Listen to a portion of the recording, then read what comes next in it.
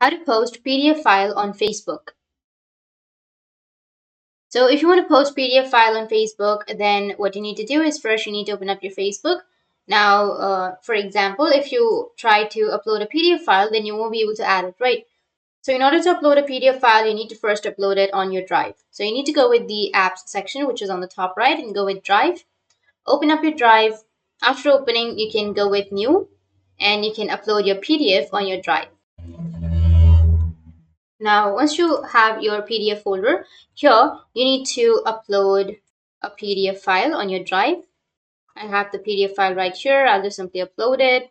And once you've uploaded the PDF file, what you need to do is just go back, and here you will have your folder. You can either select your whole folder or your PDF, and here you will have the three dots. Go with the three dots, go with share, and again click on share. Go with restricted, go with anyone with the link, and here you can select viewer, commenter, or editor. And after that, copy link.